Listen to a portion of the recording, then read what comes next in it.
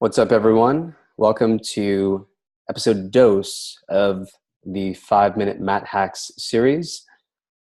And in this episode, I want to talk to you about how to do email outreach, whether you're reaching out for links, for guest blogging, or marketing partnerships of one kind or another in general, and how to do it in the next 5 minutes without looking like a selfish jerk.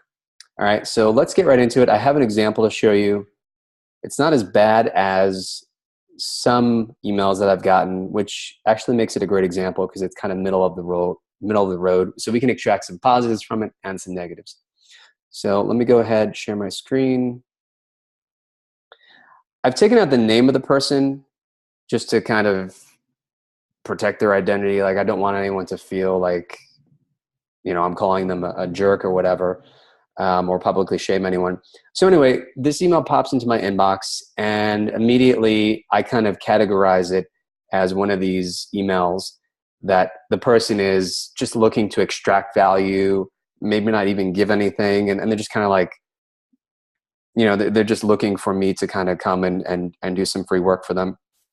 And by the way, what I'm telling you here is valuable because it's not just my perspective, but it's the perspective that you need to take into account when you're writing to anyone that you want help from or that you want to partner with in some way. So he says, first off, in his subject line, he says, in all caps, marketing help. So that's the first clue into me that, okay, this is going to be one of those emails. So I go ahead and I'm skimming it over. And because I've already kind of labeled it in my brain from this subject line that actually, I notice here does have a typo too, which definitely isn't counting in its favor. So watch out for those typos. As I skim it over, confirmation bias, which is, a great principle of psychology, and it factors a lot into anything that you do with marketing. Confirmation bias is actually showing me that my initial impression was right, even though now when I reread it in full, I see that, okay, like his ask wasn't that big. And okay, this is clearly someone just asking for help, and maybe he didn't, mean it anything kind of bad or selfish by it, but that's how it still kind of comes off. So here's what he says. Hi, Matt. I'm a current subscriber to your newsletter, and I read your blog frequently. I have a sports handicapping information website called the blah, blah, blah sportsite.com. I believe we have a very good product. We just concluded one of the best college football seasons ever, and we built up an excellent reputation for honesty and transparency in an industry known for its scandicappers, his word. However, despite having a good product, service, and reputation, I'm finding it very difficult to grow the company, and because our sales have been lethargic the past few years, I'm unfortunately unable to pay for someone, such as yourself, to help me grow the site. So immediately in my mind, I'm thinking from this opener that, okay, cool. I appreciate that it's a human being that probably wrote this, not some sort of templated email. That's good. That works in its favor. Second, he's saying that he's a frequent blog reader, which, okay, cool. I appreciate that. I'm more inclined to help someone who's been following along, been visiting the site, maybe kind of knows something about me and the history of the business. But when I get to this line, I'm unfortunately unable to pay for someone such as myself to help me grow the site. Ding, ding, ding. Again, confirmation bias is kind of going off in my head. Like, okay, like here it comes. He's going to, make the ask for, free consulting or whatever it is. So I keep reading. However, I thought you would be a great resource for me to start networking in order to find someone who might be able to help me grow the site. Ding, ding, ding. Confirmation bias again. Here we go. He's going to ask me to work for free or on a profit share basis. Continue reading.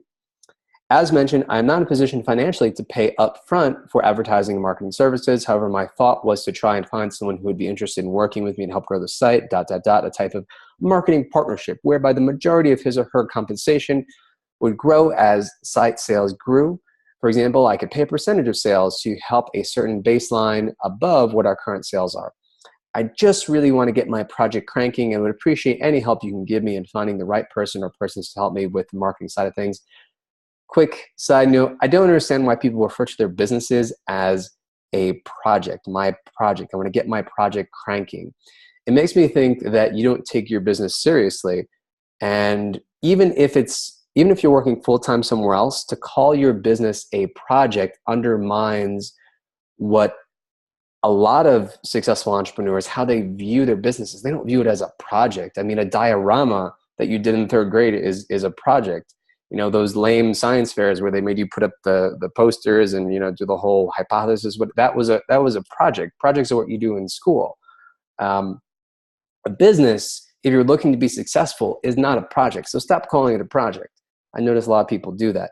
And a lot of people, especially, you know, just kind of getting off into the weeds here, you know, they may call even my business a project, and I have to correct them and say, it's not a project, it's a business, right? Because you want to have some level of vision, right? You want to reach some sort of scale ultimately. That's what an entrepreneur wants to do. Anyway, I digress. To conclude, he says, someone you trust, someone who's knowledgeable on the subject, preferably ambitious, and most importantly, reliable, consistent, blah, blah, blah, young and up-and-coming marketer. Any thoughts or ideas are appreciated, blah, blah, blah. Thank you for your time. Okay, so he's polite. Again, that's something else that kind of works in his favor. So let's go back and let's kind of see what we can extract from here that doesn't work and that does work. So don'ts. Don't assume that the person has plenty of free time to make time for you to, you know, give you free work, free labor, free advice, whatever. All right.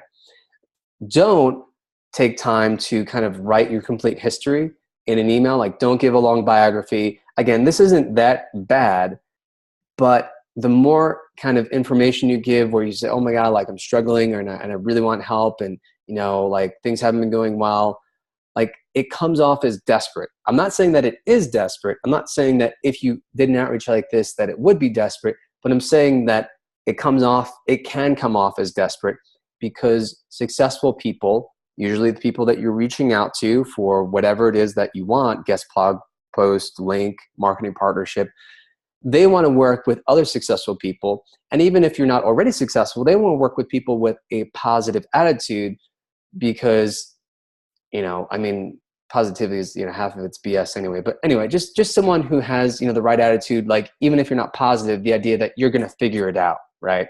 People like to work with people like that. So avoid that. Saying what a great opportunity it is. Like, oh my God, like you can come work for me for free, or I can come work for you for free rather, and you're going to give me profit share. Like, oh my God, like let me drop everything that I'm doing and come work for you. Like that sounds like a great opportunity. Needless to say, that's what every other email that I get that is like this and much worse is offering, right?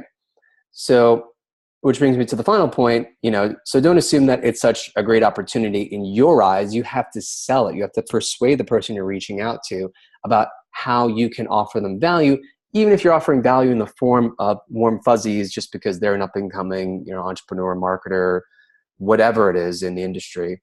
Or if they just even want a tip, you know, they want your feedback on something. So, and be especially aware of, you know, like people don't want to work for free generally. Now, just for the record, I'm going to respond to this guy who I'll call John. I'm going to respond to John because this year, with the change in the business, I'm making a point to reach out to people more, and I really want to hear more people's problems so that I can better solve them through the products that we're actually creating. All right.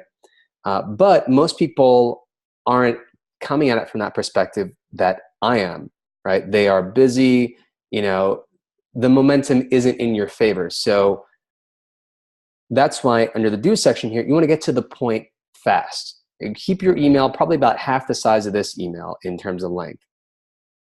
Actually, I want to make sure that you can actually see what I'm seeing. Okay, whole desktop. There we go. Boom. All right, so you probably can see these notes. Now you can. So those are the don'ts. Get to the point fast, and answer the most important question: what is in it for me? Keep it win-win. And you might say, "Oh, well, Matt, like I don't want to reach out to someone who is, you know, selfish, you know, and doesn't want to just, you know, help me for the good of helping me." Well, I'm sorry to inform you, but that's the reality, and that's how most and many of the best potential partners are going to be looking at it. Not everyone is completely generous with their time, nor do they have the luxury to be generous with their time unless they can find an opportunity for it to benefit them as well. Third, convey credibility and social proof. Talk about how long you've been in business. Maybe throw some vanity stats in there. We had this many, even if it's not like a big number, we started at this time and we have this much traffic per month, or we've driven this much traffic. Our email list is this big. Just something. We've been published in these places. Just something to convey credibility. Even if it's just like, I wrote this really long guide, for example. Just something to show that you're progressing in business. And you can give a little bit of your history, and that can be effective for relating to your prospect and getting them to kind of engage with you, because oftentimes you will be reaching out to people who have been in a place, who have been where you are, and maybe they're just a little bit ahead of you, so they can relate to that if you put it in the message. So look to start a conversation, not an autobiography. Again, it can come across as desperate, and confirmation bias may kick in really quick because people are going to be skimming and scanning. They might be like, okay, is this just another person that is looking, to, get me to work for them for free or whatever it is. Start a conversation. And in doing so start with a small ask. Ask for feedback on something. Keep it specific. Limit the scope. Don't assume that people have time to hop on the phone with you to, shoot the shit for 30 minutes, an hour. And finally, include a risk reversal. Offer, if there's any work involved, and especially if them replying is going to give you the lion's share of the benefit, or them investing any amount of time or effort is going to give you the lion's share of the benefit, make sure to include a risk reversal where you're offering something, and if it requires any labor, that you can, you'll buy them lunch, you'll buy them a cup of coffee. If you're looking for a link, for example, you will do all the heavy lifting. You'll update the text around that link so they can put your link right in there, just copy paste. Hell, you can even offer for them to create a user for you on their WordPress website, so you can, just pop the text in there yourself, because, I understand you're so busy, man. Like, let me just do it all for you. Like, totally not a problem. I appreciate it so much. Conclusion, right? So those are my top tips for doing outreach. And we can see that when the video started here, the sun was setting in Costa Rica, and now it's dark outside. That's kind of cool. So that's how you do outreach, whether it's for guest blog posts, for links, for marketing partnerships in general. Biggest takeaway, keep the prospect's perspective top of mind. Look at it from their point of view, keep it win-win. All right. So I will see you next time for 5-Minute Math Hacks. Take care.